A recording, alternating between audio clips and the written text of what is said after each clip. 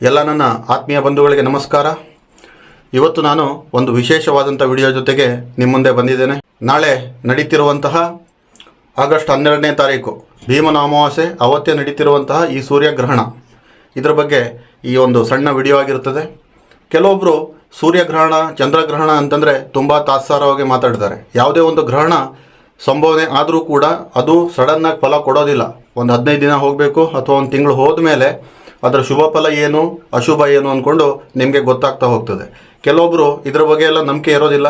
ನಾನು ತುಂಬ ಸೈಂಟಿಫಿಕ್ಕಾಗಿ ಯೋಚನೆ ಮಾಡ್ತೇನೆ ಅಥವಾ ನಾನು ಇದೆಲ್ಲ ನಂಬೋಕ್ಕೆ ಹೋಗೋದಿಲ್ಲ, ನನಗೆ ಇದೆಲ್ಲ ಆಗಬರೋದಿಲ್ಲ ಅಂದ್ಕೊಂಡು ಹೇಳ್ಬೋದು. ಆದರೆ ಈ ಒಂದು ಮಾತು ತಾವು ನೆನಪಲ್ಲಿ ಇಟ್ಕೋಬೇಕಾಗ್ತದೆ. ಗ್ರಹಣಗಳು ಅದ್ಭುತವೂ ಕೂಡ ಸೃಷ್ಟಿ ಮಾಡ್ತದೆ ಹೇಳುವಂಥದ್ದು ಮರೆಯೋಕ್ಕೆ ಹೋಗಬೇಡಿ. ಮತ್ತು ದಾರಿದ್ರ್ಯವೂ ಕೂಡ ಸೃಷ್ಟಿ ಮಾಡ್ತದೆ. ಅದು ನಾವು ಕೆಲವೊಂದು ಸಾರಿ ಒಬ್ಬರು ನಮ್ಮ ಫ್ರೆಂಡ್ ಆಗಿರ್ಬೋದು ಅಥವಾ ಯಾರೇ ಒಬ್ಬರು ಬಂಧು ಆಗಿರ್ಬೋದು, ಬಳಗ ಆಗಿರ್ಬೋದು, ಅಥವಾ ಯಾರಿಗೂ ಕೂಡ ನಾವೊಂದು ಮಾತು ಹೇಳ್ತೇವೆ, ಅವನೇನಪ್ಪ ಫುಲ್ಲು ಲಾಸ್ ಆಗಿಬಿಟ್ಟಿದ್ದಾನೆ, ಏನು ಗ್ರಹಣ ಹಿಡಿದಿದೆ ಅಂದ್ಕೊಂಡೆ ನಮ್ಗೆ ಅರ್ಥ ಆಗೋದಿಲ್ಲ ಅಂದ್ಕೊಂಡು. ಅದರಲ್ಲೇ ನೀವು ತಿಳ್ಕೊಳ್ಳಿ, ನಾವು ಕೆಲವೊಂದು ಸಾರಿ ಆಡು ಭಾಷೆಯಲ್ಲೇ ಬಂದುಬಿಟ್ಟು ಈ ಪದನ ನಾವು ಉಪಯೋಗ ಮಾಡ್ತೀವಿ ಅಂತಂದರೆ ಅದಕ್ಕೆ ಎಷ್ಟು ಮಹತ್ವ ಇದೆ ಹೇಳುವಂಥದ್ದು ನಿಮಗೆ ಅದರ ಬಗ್ಗೆ ಅರಿವಿರಬೇಕಾಗ್ತದೆ.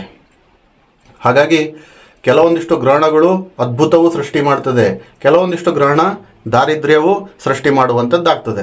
ಹಾಗಾದರೆ ಈ ಭೀಮನ ಅಮಾವಾಸ್ಯೆ ದಿನ ಏನು ಗ್ರಹಣ ನಡೀತಾ ಇದೆ, ಸೂರ್ಯಗ್ರಹಣ, ಇದರಿಂದ ಯಾವ ರಾಶಿಗಳಿಗೆ ಅಖಂಡವಾದಂಥ ಹಣಕಾಸಿನ ಅದೃಷ್ಟ ಬರ್ತದೆ, ಅಥವಾ ಯಾವ ರಾಶಿಗೆ ಒಂದು ರಾಜಯೋಗ ಬರುವಂಥದ್ದು, ಅಥವಾ ಯಾವ ರಾಶಿಗೆ ಅದೃಷ್ಟ ತರ್ತದೆ ಅಥವಾ ಕಷ್ಟ ತರ್ತದೆ, ಅಥವಾ ಅಶುಭ ಫಲಗಳು ತರುವಂಥದ್ದಿದೆ ಅಂದ್ಕೊಂಡು ನಾನು ಒಂದೊಂದಾಗಿ ಹೇಳ್ತೇನೆ.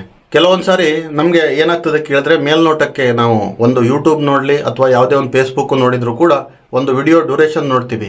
ಈ ವಿಡಿಯೋ ತುಂಬ ಉದ್ದ ಇದೆ, ನಮಗೆ ಟೈಮ್ ಇಲ್ಲ ಅಂದ್ಕೊಂಡು ಹೇಳ್ಕೊಂಡು ಬಿಡುವಂಥವ್ರು ಅಥವಾ ಸ್ಕಿಪ್ ಮಾಡುವಂಥವ್ರು ತುಂಬ ಜನ ಇದ್ರಿ.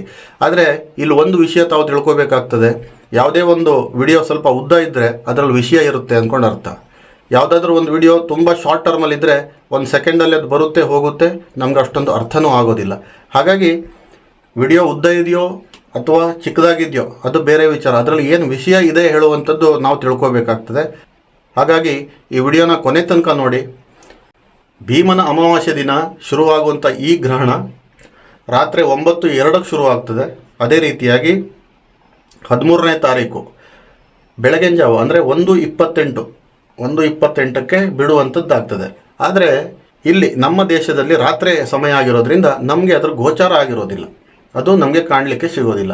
ಆದರೆ ಗೋಚಾರ ಇಲ್ಲ ಅಂತಂದ್ರೂ ಕೂಡ ಅದರ ಎಫೆಕ್ಟ್ ಏನಿದೆ ಅದು ಖಂಡಿತವಾಗಲೂ ಕೂಡ ಪ್ರತಿಯೊಬ್ಬರಿಗೂ ಬರುವಂಥದ್ದಾಗ್ತದೆ. ಈ ಸೂರ್ಯಗ್ರಹಣ ಹೇಳುವಂಥದ್ದು ಕಟಕ ರಾಶಿಯಲ್ಲಿ ಮತ್ತು ಮೀನ ಲಗ್ನದಲ್ಲಿ ಶುರುವಾಗುವಂಥದ್ದಾಗ್ತದೆ. ಒಂದು ಶುಭ ಫಲ ಕೊಡುವಂಥದ್ದು, ಒಂದು ಮಿಶ್ರ ಫಲ ಕೊಡುವಂಥದ್ದು, ಅಂದರೆ ಮಧ್ಯಮವಾದಂಥ ಫಲ ಕೊಡುವಂಥದ್ದು, ಅಥವಾ ಅಶುಭ ಫಲಗಳು ಕೊಡುವಂಥದ್ದು. ಅಶುಭ ಫಲ ಅಂದ್ಕೊಂಡಂತಂದರೆ ಗ್ರಹಣ ಆಗಿದ್ದ ದಿನವೇ ನಿಮ್ಗೆ ಅಶುಭ ಫಲ ಅಂದ್ಕೊಂಡು ಬರೋದಿಲ್ಲ. ಅದು ಒಂದು 2-3 ತಿಂಗಳು ಮುಂದೆ ಹೋಗ್ಬೋದು ಆ ಫಲಗಳು ನಿಧಾನಕ್ಕೆ ಬರಲಿಕ್ಕೆ. ಶುಭ ಫಲ ಆದರೂ ಕೂಡ ಅಷ್ಟೇ, ನಿಮಗೆ 1.5 ತಿಂಗಳು 2 ತಿಂಗಳಲ್ಲೇ ಆ ಶುಭ ಫಲಗಳು ಸಿಗುವಂಥದ್ದು. ಇನ್ನು ಮಧ್ಯಮ ಫಲನೂ ಕೂಡ ಅದೇ ರೀತಿಯಾಗಿ ಇರುವಂಥದ್ದು. ಈಗ ಬರುವಂತಹ ಈ ಸೂರ್ಯಗ್ರಹಣ ನಮ್ಮ ರಾಶಿಗೆ ಯಾವ ರೀತಿಯಾಗಿ ಎಫೆಕ್ಟ್ ಆಗ್ತದೆ ಅದನ್ನು ನಾವು ಸಿಂಪಲ್ಲಾಗಿ ನೋಡ್ಕೋಬೋದು. ನಮ್ಮ ಜನ್ಮ ರಾಶಿಯಿಂದ ನಾವು ಎಣಿಸಿದಾಗ 3ನೇ ರಾಶಿ ಆಗಿರ್ಬೋದು, 6ನೇ ರಾಶಿ ಆಗಿರ್ಬೋದು, ಅಥವಾ 10, 11ನೇ ರಾಶಿ ಕೂಡ ಆಗಿದ್ದರೆ ಅದು ಒಂದು ಶುಭ ಕೊಡುವಂಥದ್ದಾಗ್ತದೆ. ಅದೇ ರೀತಿಯಾಗಿ 2ನೇ ಮನೆ ಅಥವಾ 5ನೇ ಮನೆ, 7ನೇ ಮನೆ, 9ನೇ ಮನೆ ನಮ್ಮ ಜನ್ಮ ರಾಶಿಯಿಂದ ಆಗಿದ್ದರೆ ಅದು ಮಧ್ಯಮ ಫಲವನ್ನು ಕೊಡ್ತದೆ, ಅಂದರೆ ಮಿಶ್ರ ಫಲ ಕೊಡುವಂಥದ್ದಾಗ್ತದೆ. ಅದೇ ರೀತಿಯಾಗಿ ನಮ್ಮ ಜನ್ಮ ರಾಶಿಯಿಂದ 1ನೇ ಮನೆ, 4ನೇ ಮನೆ, 8ನೇ ಮನೆ ಮತ್ತು 12ನೇ ಮನೆಯಲ್ಲಿದ್ದಾಗ ಅದು ತುಂಬ ಅಶುಭ ಫಲ ಕೊಡುವಂಥದ್ದಾಗ್ತದೆ. ಹಾಗಾಗಿ ನಾವು ಯಾವಾಗಿದ್ರೂ ಕೂಡ ಇದು ಸೂರ್ಯಗ್ರಹಣ ಆಗಿರಲಿ ಅಥವಾ ಚಂದ್ರಗ್ರಹಣ ಆಗಿರಲಿ, ಈ ಮನೆ ಏನಿದೆ ಇದೇ ಮನೆಯಲ್ಲಿ ಶುಭ ಮತ್ತು ಅಶುಭ ಹೇಳುವಂಥದ್ದು ಅದು ಸರ್ವೇ ಸಾಮಾನ್ಯವಾಗಿರ್ತದೆ. ಇದರಲ್ಲಿ ಪ್ರಮುಖವಾಗಿ ಎಚ್ಚರಿಕೆ ವಹಿಸಬೇಕಾದವರು ಗರ್ಭಿಣಿ ಸ್ತ್ರೀಯರು. ಖಂಡಿತವಾಗಲೂ ಕೂಡ ಗರ್ಭಿಣಿ ಸ್ತ್ರೀಯರಿಗೆ ಮಾತ್ರ ತುಂಬ ಎಫೆಕ್ಟ್ಗಳು ಕೊಡುವಂಥದ್ದಾಗ್ತದೆ ಈ ಗ್ರಹಣಗಳು. ನೀವು ಬೇಕಾದರೆ ಎಕ್ಸಾಂಪಲ್ ನೋಡಿ, ಒಂದು ಗರ್ಭಿಣಿ ಸ್ತ್ರೀ ಆದವರು ತಾನು ಗರ್ಭಿಣಿಯಾಗಿದ್ದಾಗ ಏನಾದರೂ ಒಂದು ತರಕಾರಿ ಕಟ್ ಮಾಡೋದಾಗಿರಲಿ ಅಥವಾ ಯಾವುದೇ ರೀತಿಯಾದಂಥ ಒಂದು ಚಾಕು ಹಿಡಿದುಬಿಟ್ಟು ಕಟ್ ಮಾಡುವಂಥದ್ದು ಅಥವಾ ಕತ್ತಿ ಹಿಡ್ಕೊಂಡ್ಬಿಟ್ಟು ಕಟ್ ಮಾಡುವಂಥದ್ದು ಮಾಡಿದರೆ ಮಕ್ಕಳಲ್ಲಿ ಕೆಲವೊಂದಷ್ಟು ಕಿವಿ ಹತ್ರ ಒಂದು ಸ್ವಲ್ಪ ಈ ಬೆಂಕಿ ಕಡ್ಡಿ ಥರದ ಸಿಂಬಾಲಿಕ್ ಒಂದು ಟ್ಯಾಗ್ ಥರ ಬಂದಿರ್ತದೆ. ಇದೆಲ್ಲ ಬಂದ್ಬಿಟ್ಟು ಗ್ರಹಣದ ಒಂದು ಎಫೆಕ್ಟ್ ಆಗಿರುತ್ತದೆ. ಅಥವಾ ಮಾತಲ್ಲಿ ಸ್ವಲ್ಪ ತೊದಲುವಿಕೆ ಆಗೋದು, ಅಥವಾ ಮೂಗಿನ ಕೆಳಗಡೆಗೆ ಒಂದು ಸ್ವಲ್ಪ ಶೀಳ್ಕೊಂಡಿರುವಂಥದ್ದು, ಈ ರೀತಿಯಾದಂಥ ಎಫೆಕ್ಟ್ಗಳು ನಿಮಗೆ ಕಾಣಲಿಕ್ಕೆ ಸಿಗ್ತದೆ. ಈಗ ಒಂದು ಗರ್ಭಿಣಿ ಸ್ತ್ರೀಯರು ಇಂತಹ ಕೆಲಸಗಳನ್ನು ಮಾಡಿದಾಗ ಇಂಥ ಪರಿಣಾಮ ಆಗ್ತದೆ ಅಂತಂದಾಗ ನಾವು ಒಂದು ವ್ಯಕ್ತಿಗತವಾಗಿ ಯೋಚನೆ ಮಾಡಿದಾಗ ನಮಗೂ ಕೂಡ ಅದೇ ರೀತಿಯಾದಂಥ ಬೇರೆ ವಿಭಾಗದಲ್ಲಿ ನಮಗೆ ಎಫೆಕ್ಟ್ಗಳು ಬರ್ಬೋದು ಅಲ್ವಾ. ಹಾಗಾಗಿ ಇಲ್ಲಿ ನಾನು ಪ್ರಥಮವಾಗಿ ಯಾವ್ಯಾವ ರಾಶಿಗೆ ಶುಭ ಮತ್ತು ಅಶುಭ ಅಥವಾ ಮಧ್ಯಮ ಅಂದ್ಕೊಂಡು ಹೇಳ್ತಾ ಹೋಗ್ತೇನೆ. ಅದರ ನಂತರದಲ್ಲಿ ನಿಮಗೆ ಯಾವ ರೀತಿಯಾದಂಥ ಒಂದು ಫಲಗಳು ಸಿಗ್ತದೆ ಅಂದ್ಕೊಂಡು ನಾನು ವಿವರವಾಗಿ ತಿಳಿಸ್ತೇನೆ ಮುಂದಿನ ಭಾಗದಲ್ಲಿ. ಇನ್ನು ಪ್ರಥಮವಾಗಿ ಮೇಷರಾಶಿ. ಮೇಷರಾಶಿಯಿಂದ ಅಂದರೆ ನಿಮ್ಮ ಜನ್ಮರಾಶಿಯಿಂದ ಕಟಕ ರಾಶಿ 4ನೇ ಮನೆ. 4ನೇ ಮನೆ ಅಂತಂದರೆ ಅಶುಭ ಫಲಗಳನ್ನು ಕೊಡುವಂಥದ್ದು. ಅದೇ ರೀತಿಯಾಗಿ ವೃಷಭ ರಾಶಿಗೆ ಬಂದರೆ 3ನೇ ರಾಶಿ ಆಗ್ತದೆ. ಅಲ್ಲಿ ಅತ್ಯುತ್ತಮವಾದಂಥ ಒಂದು ಶುಭ ಫಲ ಕೊಡುವಂಥದ್ದು ಆಗ್ತದೆ. ಇನ್ನು 3ನೇ ರಾಶಿ ಅಂತಂದರೆ ಮಿಥುನ ರಾಶಿ. ಮಿಥುನ ರಾಶಿಯವರಿಗೆ ಈ ಕಟಕ ರಾಶಿ ನಿಮ್ಮ ಜನ್ಮರಾಶಿಯಿಂದ 2ನೇ ರಾಶಿ ಆಗ್ತದೆ. ಹಾಗಾಗಿ ನಿಮಗೆ ಫಲ ಹೇಳುವಂಥದ್ದು ಮಧ್ಯಮವಾಗಿರ್ತದೆ.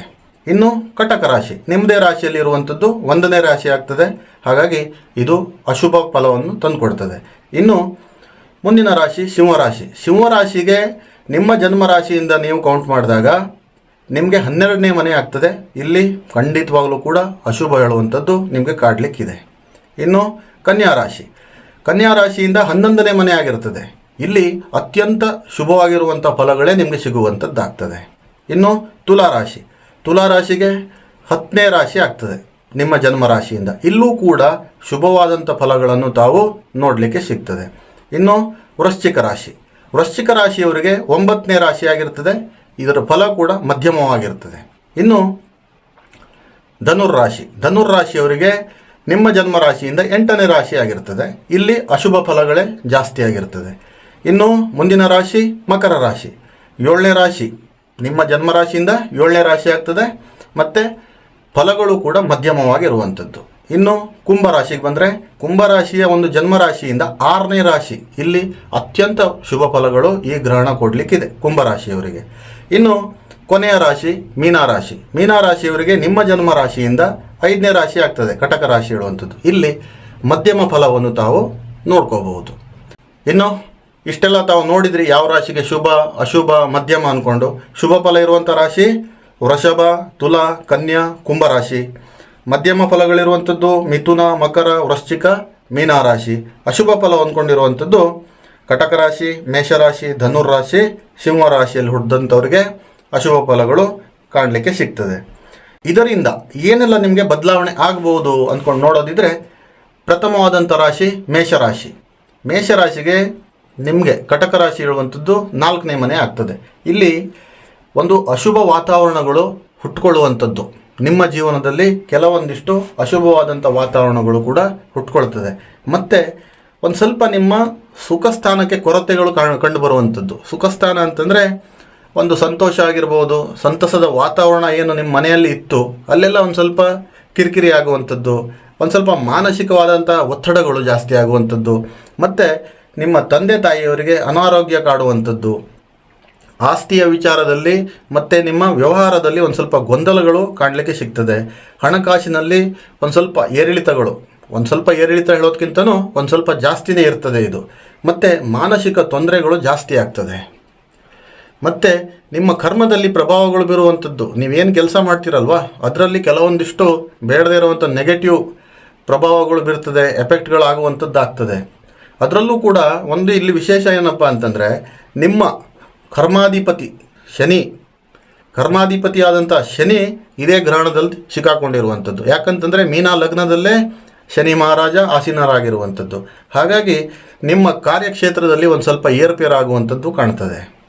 ಇನ್ನು ಇದಕ್ಕೆ ಪರಿಹಾರ ಏನಪ್ಪ ಅಂತ ಕೇಳಿದರೆ, ಒಂದು ಶನಿ ಜಪ ಮಾಡಿ, ಹನುಮಾನ್ ಚಾಲೀಸ ಓದಿ, ವಿಘ್ನ ನಿವಾರಕನ ಸ್ತೋತ್ರ ನೀವು ಪಠನೆ ಮಾಡಿ, ಖಂಡಿತವಾಗಲೂ ಕೂಡ ಇದಕ್ಕೊಂದು ಪರಿಹಾರ ಹೇಳುವಂಥದ್ದು ಸಿಗ್ತದೆ. ಇನ್ನು ರಾಶಿ ಚಕ್ರದಲ್ಲಿ 2ನೇ ರಾಶಿ ಅಂತಂದರೆ ವೃಷಭ ರಾಶಿ. ವೃಷಭ ರಾಶಿಯ ವಿಚಾರಕ್ಕೆ ಬಂದರೆ ನಿಮ್ಮ ಜನ್ಮ ರಾಶಿಯಿಂದ 3ನೇ ರಾಶಿ ಆಗಿರ್ತದೆ ಕಟಕ ರಾಶಿ. ಇದು ಶುಭ ಫಲ ತಂದು ಕೊಡುವಂಥದ್ದು. ಶುಭ ಫಲ ಅಂತಂದರೆ ಅತ್ಯುತ್ತಮವಾಗಿರುವಂಥ ಶುಭ ಫಲನೇ ಈ ಗ್ರಹಣ ನಿಮಗೆ ತಂದು ಕೊಡ್ತದೆ.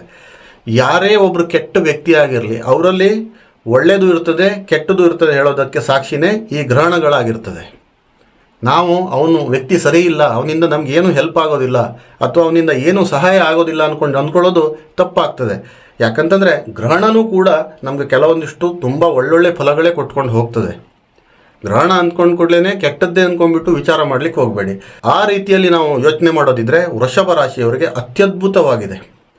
ಕೆಲಸ ಕಾರ್ಯದಲ್ಲಿ ಏಳಿಗೆ ಆಗುವಂಥದ್ದು, ಹಣಕಾಸಿನಲ್ಲಿ ಉತ್ತಮವಾದಂಥ ಒಂದು ಏರಿಕೆ ಆಗುವಂಥದ್ದು, ಮನೆಯಲ್ಲಿ ಅಥವಾ ನೀವು ಕೆಲಸ ಮಾಡುವಂತಹ ಒಂದು ಕಾರ್ಯಕ್ಷೇತ್ರದಲ್ಲಿ ಸಂತಸದ ವಾತಾವರಣ ಕ್ರಿಯೇಟ್ ಆಗುವಂಥದ್ದು, ವಿದೇಶ ಪ್ರಯಾಣ ನೀವು ಮಾಡುವಂಥ ಯೋಗ, ಅಥವಾ ದೂರದ ಒಂದು ಊರುಗಳಿಗೆ ಅಥವಾ ದೂರದ ಒಂದು ರಾಜ್ಯಗಳಿಗೆ ಪ್ರವಾಸ ಮಾಡುವಂಥದ್ದು, ಮಾನಸಿಕವಾಗಿ ನೆಮ್ಮದಿ, ಖಂಡಿತವಾಗಲೂ ಕೋಟಿ ಕೊಟ್ಟರು ಬರುವಂಥದ್ದಲ್ಲ, ಮಾನಸಿಕ ನೆಮ್ಮದಿ, ಒಂದು ಪೀಸ್ ಆಫ್ ಮೈಂಡ್ ಹೇಳುವಂಥದ್ದು ನಾವು ಕೋಟಿ ರೂಪಾಯಿ ಖರ್ಚು ಮಾಡಿದ್ರೂ ಬರೋದಿಲ್ಲ ಅಲ್ವಾ. ಅಂತಹ ಒಂದು ಮಾನಸಿಕ ನೆಮ್ಮದಿ ನಿಮಗೆ ಸಿಗುವಂಥದ್ದಾಗ್ತದೆ. ಇನ್ನು ನೀವು ಮಾಡತಕ್ಕಂಥ ಕೆಲಸ ಕಾರ್ಯದಲ್ಲಿ ಒಂದು ಪ್ರಮೋಷನ್ ಹೇಳುವಂಥದ್ದು, ಒಂದು ನಿಮ್ಮ ಸಂಬಳ ಜಾಸ್ತಿ ಆಗುವಂಥದ್ದು, ಈ ರೀತಿಯಾದಂಥ ಬದಲಾವಣೆಗಳು ಸಿಗ್ತದೆ. ಇನ್ನು ವೃಷಭ ರಾಶಿಯ ಇನ್ವೆಸ್ಟರ್ಸ್ ಯಾರೆಲ್ಲ ಇನ್ವೆಸ್ಟ್ಮೆಂಟ್ ಫೀಲ್ಡಲ್ಲಿರುವಂಥವ್ರು, ಒಂದು ಸ್ಟಾಕ್ ಮಾರ್ಕೆಟ್ ಆಗಿರ್ಬೋದು, ಶೇರ್ ಮಾರ್ಕೆಟ್ ಆಗಿರ್ಬೋದು, ಅಥವಾ ಕೆಲವೊಂದು ಕಂಪ್ನಿಗಳ ಮೇಲೆ ಬಂಡವಾಳ ಹಾಕುವಂಥವ್ರಾಗಿರ್ಬೋದು, ನಿಮಗೂ ಕೂಡ ಅತಿ ಅದ್ಭುತವಾಗಿದೆ. ಇನ್ನು ಆಸ್ತಿ ಖರೀದಿಯ ಭಾಗ್ಯ ಹೇಳುವಂಥದ್ದು ಬರ್ತದೆ. ಮನೆ ಆಗಿರ್ಬೋದು, ಸೈಟ್ ಆಗಿರ್ಬೋದು, ಜಮೀನಾಗಿರ್ಬೋದು, ಏನೇ ಒಂದು ನೀವು ಖರೀದಿ ಮಾಡುವಂಥ ಭಾಗ್ಯ ಕೂಡ ಬರ್ತದೆ. ಒಟ್ಟಾರೆಯಾಗಿ ನಾನು ಹೇಳಬೇಕು ಅಂತಂದರೆ ಅತಿ ಅದ್ಭುತವಾಗಿದೆ ವೃಷಭ ರಾಶಿಯವರಿಗೆ. ಬಟ್ ಅದನ್ನು ನೀವು ಬಳಸ್ಕೋಬೇಕು. ನನಗೆ ಭಾಗ್ಯ ಇದೆ, ಶುಭ ಫಲ ಇದೆ ಅಂದ್ಕೊಂಡ್ಬಿಟ್ಟು ಸುಮ್ಮನೆ ಕೂತ್ಕೋಬಾರದು. ಮಾಡಿದ್ರಾಯ್ತು, ನೋಡಿದ್ರಾಯ್ತು, ತಗೊಂಡ್ರಾಯ್ತು ಅಂದ್ಕೊಂಡು ಕೂತ್ಕೊಂಡ್ರೆ ಆಗೋದಿಲ್ಲ. ನೀವು ಇದಕ್ಕೆ ಪ್ರಯತ್ನ ಪಡಬೇಕು. ಪ್ರಯತ್ನ ಪಟ್ಟರೆ ಖಂಡಿತವಾಗಲೂ ಕೂಡ ಆಗ್ತದೆ. ಇನ್ನು ರಾಶಿ ಚಕ್ರದ 3ನೇ ರಾಶಿ ಅಂತಂದರೆ ಮಿಥುನ ರಾಶಿ. ಮಿಥುನ ರಾಶಿಯವರಿಗೆ ಕರ್ಕಾಟಕ ರಾಶಿ ಅಂದರೆ ನಿಮ್ಮ ಜನ್ಮ ರಾಶಿಯಿಂದ 2ನೇ ರಾಶಿ ಆಗ್ತದೆ. ಮಿಥುನ ರಾಶಿಯವರಿಗೆ ಮಧ್ಯಮ ಫಲಗಳು. ಮಧ್ಯಮ ಫಲ ಅಂತಂದರೆ ಈ ಕಡೆಗೆ ಲಾಭನೂ ಇರೋದಿಲ್ಲ, ನಷ್ಟನೂ ಇರೋದಿಲ್ಲ, ನ್ಯೂಟ್ರಲ್ ಆಗಿರ್ತದೆ. ಈಗ ಹೇಗೆ ಹೋಗ್ತಿದೆಯೋ ಅದೇ ರೀತಿಯಾಗಿ ಹೋಗ್ತದೆ. ಆದರೆ ಕೆಲವೊಂದು ವಿಚಾರಗಳಲ್ಲಿ ಒಂದು ಸ್ವಲ್ಪ ಏರುಪೇರುಗಳು ಇರ್ತದೆ ಮತ್ತು ಏರಿಕೆಗಳು ಕೂಡ ಇರ್ತದೆ. ಆ ವಿಚಾರ ನೋಡೋದಿದ್ರೆ ಕೆಲವು ವಿಚಾರದಲ್ಲಿ ಏಳಿಗೆ ಅಂದ್ಕೊಂಡಂದೆ, ಹಣಕಾಸಿನಲ್ಲಿ ತಕ್ಕ ಮಟ್ಟಿನ ಏಳಿಗೆ ನಿಮಗೆ ಆಗುವಂಥದ್ದಾಗ್ತದೆ. ಆದರೆ ಇಲ್ಲೆಲ್ಲೋ ಒಂದು ಕಡೆಗೆ ನೀವು ಯಾರಿಗೂ ಒಂದು ಹಣ ಕೊಡಬೇಕಾದ್ರೆ ಒಂದು ಸ್ವಲ್ಪ ಯೋಚನೆ ಮಾಡಬೇಕಾಗ್ತದೆ, ಅಥವಾ ತಗೋಬೇಕಾದ್ರೂ ಕೂಡ ನೀವು ಸ್ವಲ್ಪ ಯೋಚನೆ ಮಾಡಬೇಕಾಗ್ತದೆ. ಇನ್ನು ಯಾರದೇ ಒಬ್ಬರ ಜಗಳದಲ್ಲಿ ಮಧ್ಯಸ್ಥಿಕೆ ವಹಿಸಲಿಕ್ಕೆ ಹೋಗಬೇಡಿ, ಇದರಿಂದ ನಿಮಗೆ ಬಹಳ ಅನಾಹುತ ಆಗ್ಬೋದು. ಇನ್ನು ವಿದ್ಯಾರ್ಥಿಗಳ ವಿಚಾರಕ್ಕೆ ಬಂದರೆ ಅತ್ಯುತ್ತಮವಾಗಿರುವಂಥದ್ದು, ನೀವು ಏನೆಲ್ಲ ವಿದ್ಯಾಭ್ಯಾಸ ಮಾಡ್ತಾಯಿದ್ರಿ ನಿಮಗೆ ತಲೆಗೆ ಹೋಗುವಂಥದ್ದು, ಅದರಲ್ಲೊಂದು ಉನ್ನತಿ ಕಾಣುವಂಥದ್ದು ಕೂಡ ಆಗ್ತದೆ. ಇನ್ನು ಆತ್ಮವಿಶ್ವಾಸ ಜಾಸ್ತಿ ಆಗುವಂಥದ್ದು, ನಿಮ್ಮಲ್ಲಿ ನಿಮಗೆ ಕಾನ್ಫಿಡೆನ್ಸ್ ಇಲ್ಲದೆ ಇದ್ದವರಿಗೆ ಒಂದು ಸ್ವಲ್ಪ ಕಾನ್ಫಿಡೆನ್ಸ್ ಬರುವಂಥದ್ದಾಗ್ತದೆ. ಅದೇ ರೀತಿಯಾಗಿ ಜಾಮೀನು ಕೊಡಲಿಕ್ಕೆ ಹೋಗಬಾರ್ದು. ಎಲ್ಲೋ ಒಂದು ಕಡೆಗೆ ಮಧ್ಯಸ್ಥಿಕೆ ವಹಿಸ್ಕೊಂಡು ಅಥವಾ ಯಾರ್ದೋ ಒಬ್ಬರು ದುಡ್ಡಿನಗೋಸ್ಕರ ನೀವು ಮಧ್ಯಸ್ಥಿಕೆ ವಹಿಸ್ಕೊಂಡು ಜಾಮೀನು ಕೊಡೋದಕ್ಕೆ ಹೋಗಬೇಡಿ. ಜಾಮೀನು ಕೊಡೋಕ್ಕೆ ಹೋದರೆ ಅವರು ಮಾಡಿರುವಂಥ ಸಾಲಕ್ಕೆ ನೀವು ಹೊಣೆಗಾರ ಆಗಿರಬೇಕಾಗ್ಬೋದು. ಅದೇ ರೀತಿಯಾಗಿ ಮುಂದಿನ ಭಾಗ ನೋಡೋದಿದ್ರೆ ಅದೃಷ್ಟ ಕೈ ಹಿಡಿಯುವಂಥದ್ದು ಮಿಥುನ ರಾಶಿಯವರಿಗೆ. ಅದೃಷ್ಟ ಕೈ ಹಿಡಿದ್ರೆ ನಾವು ಏನು ಬೇಕಾದರೂ ಮಾಡಬಹುದು, ಒಳ್ಳೆಯ ಕಾರ್ಯಗಳನ್ನೇ ಮಾಡಿ. ಇನ್ನು ನಿಂತ ಕೆಲಸಗಳು ಮತ್ತೆ ಚಾಲನೆ ದೊರಕುವಂಥದ್ದು, ಮತ್ತು ಪುನರಾರಂಭವಾಗುವಂಥದ್ದು ಆಗ್ತದೆ. ಯಾವುದೆಲ್ಲ ಕೆಲಸ ನಿಮ್ಮದು ನಿಂತಿತ್ತು ಆ ಕೆಲಸ ಮತ್ತೆ ಆಗುವಂಥದ್ದು ಆಗ್ತದೆ. ಇನ್ನು ಹಳೆಯ ಇನ್ವೆಸ್ಟ್ಮೆಂಟ್ನಿಂದ ಹೊಸ ಲಾಭ ಬರುವಂಥದ್ದು ಆಗ್ತದೆ. ಮಧ್ಯಮ ಅಂದ್ಕೊಂಡು ಕೂಡಲೇ ಎಲ್ಲದೂ ಕೆಟ್ಟದಾಗ್ತದೆ ಅಥವಾ ನ್ಯೂಟ್ರಲ್ ಅಂತ ಹೇಳ್ಕೊಳಕ್ಕೆ ಹೋಗಬೇಡಿ, ಒಳ್ಳೆಯದು ಕೂಡ ಆಗುವಂಥದ್ದಿದೆ. ಹಳೆಯ ಇನ್ವೆಸ್ಟ್ಮೆಂಟ್ನಿಂದ ಹೊಸ ಲಾಭ ಆಗುವಂಥದ್ದು ಆಗ್ತದೆ. ಯಾವುದೋ ಒಂದು ಕಾಲದಲ್ಲಿ ನೀವು ಇನ್ವೆಸ್ಟ್ಮೆಂಟ್ ಮಾಡಿರುವಂಥ ದುಡ್ಡು ಈಗ ಮತ್ತೆ ರಿಟರ್ನ್ ಬರುವಂಥದ್ದು ಆಗ್ತದೆ. ಮಿಥುನ ರಾಶಿಯ ಸ್ತ್ರೀಯರ ವಿಚಾರಕ್ಕೆ ಬಂದರೆ ಅತಿ ಅದ್ಭುತವಾಗಿದೆ. ನಿಮ್ಮ ಮನೆಯಲ್ಲಾಗಿರ್ಬೋದು, ನಿಮ್ಮ ಸಂಗಾತಿ ಜೊತೆಗೆ ಇರುವಂಥ ಒಡನಾಟ ಆಗಿರ್ಬೋದು, ಕೆಲವೊಬ್ಬರು ಮದುವೆ ಆಗದೇ ಇದ್ದವರು, ನೀವು ಪ್ರೀತಿಯಲ್ಲಿದ್ದವರಿಗೂ ಕೂಡ ಒಂದು ನಿಮ್ಮ ಲವ್ ಲೈಫ್ ಹೇಳುವಂಥದ್ದು ಅತಿ ಉತ್ತಮವಾಗಿರ್ತದೆ. ಮತ್ತು ಯಾರೆಲ್ಲ ಮದುವೆ ಆಗಬೇಕು ಅಂದ್ಕೊಂಡಿದ್ದವ್ರಿಗೂ ಕೂಡ ಒಂದು ಕಂಕಣ ಭಾಗ್ಯದ ಯೋಗನೂ ಕೂಡ ಇರುವಂಥದ್ದಿದೆ. ಹಾಗಾಗಿ ಇದೊಂದು ಟೈಮ್ ಏನು ಬಂದಿದೆ ಈ ಗ್ರಹಣದ ನಂತರ, ಅದನ್ನು ಕ್ಲೀನಾಗಿ ಉಪಯೋಗ ಮಾಡಿಕೊಳ್ಳಿ, ಖಂಡಿತವಾಗಲೂ ಕೂಡ ನಿಮಗೆ ಒಳ್ಳೆಯದಾಗ್ತದೆ. ಇನ್ನು ಮುಂದಿನ ರಾಶಿ ಕಟಕ ರಾಶಿ. ಕಟಕ ರಾಶಿ ನಿಮ್ಮ ಜನ್ಮರಾಶಿಯಿಂದ 1ನೇ ರಾಶಿ ಆಗ್ತದೆ. ಹಾಗಾಗಿ ಇಲ್ಲಿ ಸ್ವಲ್ಪ ಅಶುಭ ಫಲಗಳೇ ಜಾಸ್ತಿಯಾಗಿ ಕಾಣ್ತದೆ. ಒಂದು ಸ್ವಲ್ಪ ಜಾಗರೂಕತೆಯಿಂದ ಇರಬೇಕು. ಅದರಲ್ಲೂ ಕೂಡ ಅಶ್ಲೇಷ ನಕ್ಷತ್ರ, ಬಹಳ ಜಾಗರೂಕರಾಗಿರ್ಬೇಕು ನೀವು. ಎಲ್ಲೋ ಒಂದು ಕಡೆಗೆ ನಿಮ್ಮ ಆರೋಗ್ಯದಲ್ಲಿ ತುಂಬ ಏರ್ಪೇರು ಆಗಬಹುದು. ಸಡನ್ನಾಗಿ ಹುಷಾರಿದ್ದವರಿಗೆ ಸಡನ್ನಾಗಿ ಹುಷಾರು ತಪ್ಪುವಂಥದ್ದಾಗ್ತದೆ. ಮತ್ತು ಒಂದು ದಾಂಪತ್ಯದ ವಿಚಾರಕ್ಕೆ ಬಂದರೆ ಗಂಡ ಹೆಂಡತಿ ನಡುವೆ ಜಗಳ ಆಗುವಂಥದ್ದು, ಕಿರಿಕಿರಿಗಳು, ಮನಸ್ತಾಪಗಳು ಈ ಥರದ್ದಾಗ್ತದೆ. ಒಂದು ರೀಸನ್ಲೆಸ್ ಜಗಳ ಆಗುವಂಥದ್ದಾಗ್ತದೆ. ಅಲ್ಲಿ ಹುಡ್ಕೊಂಡೋದ್ರೆ ಕಾರಣನೇ ಇರೋದಿಲ್ಲ, ಗಂಡ ಹೆಂಡತಿ ಕಚ್ಚಾಡ್ಕೊಳ್ಳುವಂಥದ್ದು, ಈ ರೀತಿ ತೊಂದರೆಗಳು ಬರ್ತದೆ. ಸಂಸಾರದ ಭಾರ ಜಾಸ್ತಿ ಆಗುವಂಥದ್ದಾಗ್ತದೆ. ಭಾರ ಅಂತಂದರೆ ಒಂದು ಸ್ವಲ್ಪ ಜವಾಬ್ದಾರಿ ಜಾಸ್ತಿ ಆಗ್ತದೆ. ಎಲ್ಲ ಒಂದು ಕಡೆಗೆ ಫಿನಾನ್ಷಿಯಲಿ ನೀಡ್ಸ್ ತುಂಬ ನಿಮಗೆ ಬರಬಹುದು. ಹಣಕಾಸಿನ ಅವಶ್ಯಕತೆಗಳು ಜಾಸ್ತಿ ಆಗುವಂಥದ್ದು ಆಗ್ತದೆ. ಇನ್ನು ಕೆಲವೊಂದಿಷ್ಟು ಕೋರ್ಟ್ ಕೇಸ್ ಇದ್ದವರಿಗೆ ಒಂದು ಸ್ವಲ್ಪ ಹಿನ್ನಡೆ ಆಗುವಂಥದ್ದು ಕೂಡ ಆಗ್ತದೆ. ಇನ್ನು ನಿಮ್ಮ ದಾಯಾದಿಗಳ ಜೊತೆಗೆ ಒಂದು ಸ್ವಲ್ಪ ಕುಟುಂಬ ಕಲಹ ಹೇಳುವಂಥದ್ದು ಕೂಡ ಆಗ್ಬೋದು. ಗ್ರಹಣದ ಅಶುಭ ಫಲ ಅಂತಂದರೆ ಒಂದು ಸ್ವಲ್ಪ ಕಠೋರವಾಗಿ ಇರ್ತದೆ. ಅದರಲ್ಲೂ ಕೂಡ ಅಶ್ಲೇಷ ನಕ್ಷತ್ರ ಅಂತ ಹೇಳಿದ್ನಲ್ಲ, ಹಾಗಾಗಿ ಒಂದು ಸ್ವಲ್ಪ ವಿಚಿತ್ರವಾಗಿರಬಹುದು. ನೀವು ಸ್ವಲ್ಪ ಎಚ್ಚರಿಕೆಯಿಂದ ಸ್ಟೆಪ್ ಇಡಬೇಕಾಗ್ತದೆ, ಹೆಜ್ಜೆ ಇಡಬೇಕಾಗ್ತದೆ. ಇನ್ನು ಕೆಲವೊಂದಿಷ್ಟು ವಿಚಿತ್ರ ಅಥವಾ ಅಂದುಕೊಳ್ಳದೇ ಇರುವಂಥ ಘಟನೆಗಳು ನಡೆಯುವಂಥದ್ದು.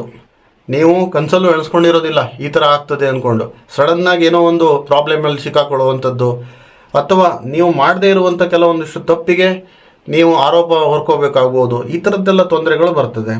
ಅದರಲ್ಲೂ ಅಮಾವಾಸ್ಯೆ ದಿನ ಆಗಿರೋದ್ರಿಂದ ಒಂದು ಸ್ವಲ್ಪ ನೀವು ಜಾಗ್ರತೆಯಿಂದ ಇರಬೇಕು. ಅಶುಭ ಅಥವಾ ಮಧ್ಯಮ ಅಂದ್ಕೂಡ್ಲೇ ಹೆದರೋಕೆ ಹೋಗಬೇಡಿ. ನಾವು ನಮ್ಮ ಕರ್ಮವನ್ನು ಸತ್ಯ ನಿಷ್ಠೆಯಿಂದ ಮಾಡ್ಕೊಂಡು ಹೋದರೆ ಯಾವ ಗ್ರಹಣನೂ ಏನೂ ಮಾಡೋದಿಲ್ಲ, ಯಾವ ಶನಿನೂ ಏನೂ ಮಾಡೋದಿಲ್ಲ, ಯಾವ ಭಗವಂತನೂ ಏನೂ ಮಾಡೋದಿಲ್ಲ. ಇದನ್ನು ಮನಸ್ಸಲ್ಲಿ ಇಟ್ಕೊಳ್ಳಿ. ನೀವು ಆ ಗ್ರಹಣದಿಂದ ತೊಂದರೆ ಆಯಿತು, 7.5 ತೊಂದರೆ ಆಯಿತು, ಅವನಿಂದ ತೊಂದರೆ ಆಯಿತು, ಅದೆಲ್ಲ ತಲೆಗೆ ಇಟ್ಕೊಳ್ಳೋಕೆ ಹೋಗಬೇಡಿ. ನಿಮ್ಮ ಕರ್ಮ, ಯಾರಿಗೂ ಒಂದು ಅನ್ಯಾಯ ಮಾಡೋಕೆ ಹೋಗಬೇಡಿ, ಯಾರಿಗೂ ಮೋಸ ಮಾಡೋಕೆ ಹೋಗಬೇಡಿ. ಗೊತ್ತೋ ಗೊತ್ತಿಲ್ಲದೇನೋ ಕೆಲವೊಂದಿಷ್ಟು ಟೈಮಲ್ಲಿ ನಮ್ಗೆ ಗೊತ್ತಿಲ್ಲದಂಗೆ ಕೆಲವೊಂದಿಷ್ಟು ತಪ್ಪುಗಳು ಆಗ್ತದೆ. ಅಂಥ ಸಂದರ್ಭದಲ್ಲಿ ಅಂಥ ತಪ್ಪನ್ನು ದೇವ್ರ ಹತ್ರ ಹೇಳಿಕೊಂಡು ನೀವು ನಿಷ್ಠೆಯಿಂದ ಕೆಲಸ ಮಾಡಿ. ಖಂಡಿತವಾಗಲೂ ಕೂಡ ಯಾವುದೇ ರೀತಿಯಾದಂಥ ಹೆದರಿಕೆ ಹೇಳುವಂಥದ್ದು ಬೇಡ. ಇನ್ನು ಸಿಂಹರಾಶಿಯ ವಿಚಾರಕ್ಕೆ ಬರ್ತೇನೆ. ಮುಂದಿನ ರಾಶಿ ಸಿಂಹರಾಶಿ. ಸಿಂಹರಾಶಿಯವರಿಗೆ 12ನೇ ಮನೆ ಆಗ್ತದೆ. ಕಟಕ ರಾಶಿ ಅಂತಂದರೆ ನಿಮಗೆ ಅಶುಭ ಫಲ ಹೇಳುವಂಥದ್ದೇ ಇಲ್ಲಿ ನೋಡಲಿಕ್ಕೆ ಸಿಗ್ತದೆ.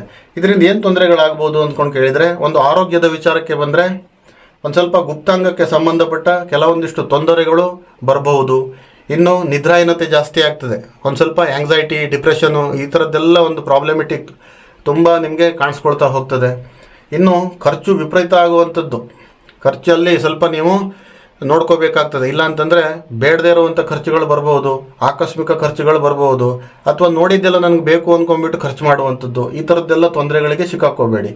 ಇನ್ನು ಸ್ವಲ್ಪ ನಿಮ್ಮ ಆದಾಯದಲ್ಲಿ ಏರಿಳಿತಗಳು ಕೂಡ ಕಾಣಲಿಕ್ಕೆ ಸಿಗ್ತದೆ. ಹಾಗಾಗಿ ಆದಾಯ ಅಂತಂದರೆ ಸಿಂಹರಾಶಿಯವರು ಖರ್ಚು ಅಂತಂದರೆ ಯಾವುದಕ್ಕೆ ಹೆದರುವಂಥವ್ರಲ್ಲ. ನೋಡೋಣ ನಾಳೆ ಗಳಿಸೋಣ ಹೇಳುವಂಥದ್ದೊಂದು ಮೊಂಡು ಧೈರ್ಯ ಇರ್ತದೆ. ಈ ಸಂದರ್ಭದಲ್ಲಿ ಅಂಥ ಧೈರ್ಯ ಮಾಡೋಕ್ಕೆ ಹೋಗಬೇಡಿ. ಒಂದು ಸ್ವಲ್ಪ ದುಡ್ಡನ್ನು ಉಳಿಸೋದು ಈ ಟೈಮಲ್ಲಿ ಒಳ್ಳೆಯದು. ಇನ್ನು ಮಾನಸಿಕ ಯಾತನೆಗಳು, ಯಾವುದೋ ಒಂದು ಹಳೆಯ ಕಥೆನ ನೀವು ನೆನ್ಪು ಮಾಡಿಕೊಂಡು ಅದ್ರ ಬಗ್ಗೆ ನೀವು ಕಣ್ಣಲ್ಲಿ ನೀರು ಹಾಕುವಂಥದ್ದು.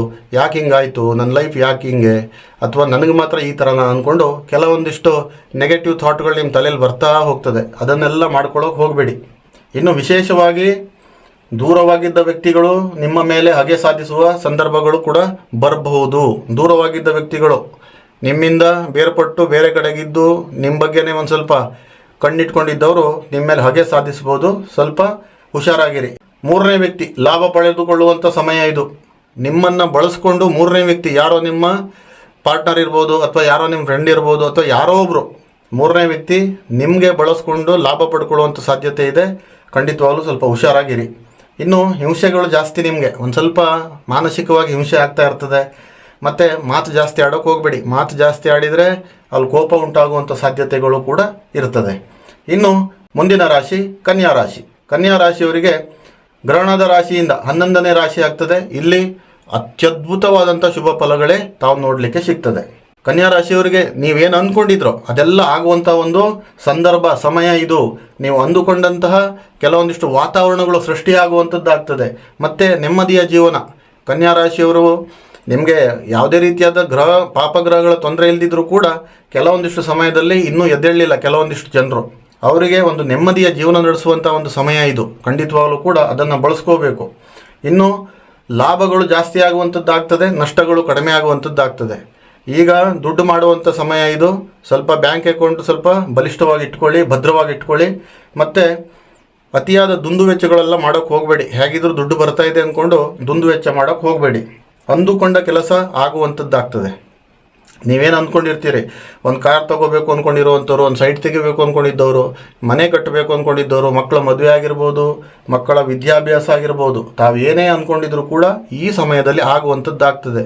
ಖಂಡಿತವಾಗಲೂ ಕೂಡ ಗ್ರಹಣ ಅಂದರೆ ಸುಮ್ಮನೆ ಅಂದ್ಕೊಳ್ಳೋಕೆ ಹೋಗಬೇಡಿ. ಇಲ್ಲಿ ನೀವು ಅಂದ್ಕೊಂಡಿರುವಂಥ ಕೆಲಸ ಕಾರ್ಯಗಳು ಕೂಡ ನಡೆಯುವಂಥದ್ದು ಈ ಗ್ರಹಣದ ಫಲಗಳಿಂದ ನಿಮಗೆ ಸಿಗಲಿಕ್ಕಿದೆ. ಇನ್ನು ವಿದ್ಯಾರ್ಥಿಗಳ ವಿಚಾರಕ್ಕೆ ಬಂದರೆ ಅತ್ಯುತ್ತಮವಾಗಿರುವಂಥದ್ದು. ನಿಮ್ಮ ವಿದ್ಯೆ ಆಗಿರಲಿ, ಓದಾಗಿರಲಿ, ಪ್ರತಿಯೊಂದು ನಿಮ್ಗೆ ತಲೆ ಹತ್ತದೆ. ನೀವು ಬರೀತಿರುವಂಥ ಪರೀಕ್ಷೆ ಆಗಿರ್ಬೋದು, ಸ್ಪರ್ಧಾತ್ಮಕ ಪರೀಕ್ಷೆಗಳಿರ್ಬೋದು, ಅದಕ್ಕೆಲ್ಲ ಒಂದು ಉತ್ತಮವಾದಂಥ ಫಲ ಹೇಳುವಂಥದ್ದು ನಿಮಗೆ ಕಾಣಲಿಕ್ಕೆ ಸಿಗ್ತದೆ. ಇನ್ನೊಂದು, ಮದುವೆಯಾಗಿ ತುಂಬ ವರ್ಷ ಆದವರು, ಸಂತಾನ ಭಾಗ್ಯ ಇಲ್ಲದೇ ಕೊರಗ್ತಾ ಇದ್ದಂಥವ್ರು, ಕೆಲವೊಂದಿಷ್ಟು ಮೆಡಿಕಲ್ ಟ್ರೀಟ್ಮೆಂಟ್ ಮಾಡಿದರೂ ಕೂಡ ಯಾವುದೇ ರೀತಿಯಾದಂಥ ಅದಕ್ಕೊಂದು ಫಲನೇ ಸಿಗದೇ ಇದ್ದಂಥವ್ರಿಗೂ ಕೂಡ ಒಂದು ಸಂತಾನ ಭಾಗ್ಯ ಹೇಳುವಂಥದ್ದಿದೆ. ಇನ್ನು ಕಂಕಣ ಭಾಗ್ಯ, ಕನ್ಯಾ ರಾಶಿಯವರಿಗೆ ಯಾರಿಗೆಲ್ಲ ಮದುವೆ ಆಗಿರಲಿಲ್ಲ, ಯಾರಿಗೆಲ್ಲ ವಿಚ್ಛೇದನ ಆಗಿತ್ತು, ಅವರಿಗೆ ಮರು ಮದುವೆಯ ಭಾಗ್ಯ ಹೇಳುವಂಥದ್ದು ಕೂಡ ಈ ಗ್ರಹಣದ ನಂತರದಲ್ಲಿ ನಿಮಗೆ ಸಿಗಲಿಕ್ಕಿದೆ.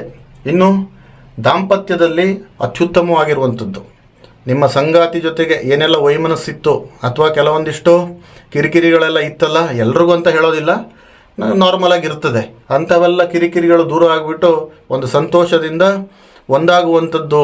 ಹೀಗಾಗಿ ಏನಿದೆ ಈ ಗ್ರಹಣದ ಶುಭ ಫಲಗಳು, ಅದನ್ನು ಉಪಯೋಗ ಮಾಡ್ಕೊಳ್ಳಿ. ಆದರೆ ಗ್ರಹಣದ ಎಷ್ಟು ಒಳ್ಳೆಯ ಫಲಗಳಿದ್ರೂ ಕೂಡ ನೀವಾಗೆ ನಿಮ್ಮ ಕೆಲಸವನ್ನು ಮಾಡಿಕೊಂಡು ಶ್ರದ್ಧೆ ನಿಷ್ಠೆಯಿಂದ ಮಾಡಿ, ಖಂಡಿತವಾಗಲೂ ಕೂಡ ನಿಮಗೆ ಒಳ್ಳೆಯ ಫಲಗಳು ಹೇಳುವಂಥದ್ದು ಕನ್ಯಾ ರಾಶಿಯವರಿಗೆ ಸಿಗಲಿಕ್ಕಿದೆ. ಇನ್ನು ಮುಂದಿನ ರಾಶಿ ತುಲಾರಾಶಿ. ತುಲಾರಾಶಿಗೆ ನಿಮ್ಮ ಜನ್ಮ ರಾಶಿಯಿಂದ 10ನೇ ಮನೆ ಆಗ್ತದೆ, ಕರ್ಕಾಟಕ ರಾಶಿ. ಇಲ್ಲಿ ಶುಭ ಫಲನೇ ನೀವು ತಾವು ನೋಡ್ಬೋದು. ಶುಭ ಫಲ ಅಂತಂದರೆ ಅತಿಯಾದಂಥ ಒಂದು ಒಳ್ಳೊಳ್ಳೆಯ ಒಂದು ನ್ಯೂಸ್ಗಳನ್ನು ತಾವು ಕೇಳ್ಬೋದು, ಒಂದು ಶುಭ ವಾರ್ತೆ ಬರುವಂಥದ್ದಾಗ್ತದೆ, ಕೆಲಸದಲ್ಲಿ ಅಭಿವೃದ್ಧಿ ಆಗುವಂಥದ್ದಾಗ್ತದೆ ತುಲಾರಾಶಿಯವರಿಗೆ. ಅದರಲ್ಲೂ ಕೂಡ ವಿಶೇಷವಾಗಿ ರಿಯಲ್ ಎಸ್ಟೇಟ್ ಮಾಡುವಂಥವ್ರು, ಬಿಸ್ನೆಸ್ ಮಾಡುವಂಥವ್ರು, ವ್ಯಾಪಾರ ಮಾಡುವಂಥವ್ರು, ಪ್ರತಿಯೊಬ್ಬರಿಗೂ ಕೂಡ ಅತಿ ಉತ್ತಮವಾದಂಥ ಅಭಿವೃದ್ಧಿ ಕಾಣಲಿಕ್ಕೆ ಸಿಗ್ತದೆ. ಮತ್ತು ಯಾರೆಲ್ಲ ನಿರುದ್ಯೋಗಿಗಳಿದ್ದರು ಅವರಿಗೂ ಕೂಡ ಹೊಸ ಕೆಲಸದ ಭಾಗ್ಯ ಹೇಳುವಂಥದ್ದು ಕೂಡ ಸಿಗ್ತದೆ. ನೀವು ಪ್ರಯತ್ನ ಮಾಡಬೇಕಷ್ಟೇ. ಇನ್ನು ಕೆಲಸದಲ್ಲಿ ಇದ್ದವರು ಪ್ರಮೋಷನ್ ಆಗುವಂಥದ್ದು, ಸ್ಯಾಲ್ರಿ ಜಾಸ್ತಿ ಆಗುವಂಥದ್ದು ಕೂಡ ಆಗ್ತದೆ. ಇನ್ನು ವಿಶೇಷವಾಗಿ ಯಾರೆಲ್ಲ ಬಂದುಬಿಟ್ಟು ಒಂದು ವರ್ಗಾವಣೆ ಆಗಬೇಕು ಅಂದ್ಕೊಂಡು ಕಾದು ಕೂತ್ಕೊಂಡವರು, ಅವ್ರು ಗೌರ್ಮೆಂಟ್ ಆದರೂ ಆಗಿರ್ಬೋದು, ಪ್ರೈವೇಟ್ ಅವ್ರಿಗೂ ಕೂಡ ಅದು ಆಗಬಹುದು. ಟ್ರಾನ್ಸ್ಫರ್ ಭಾಗ್ಯ ಹೇಳುವಂಥದ್ದು ಕೂಡ ಸಿಗ್ತದೆ.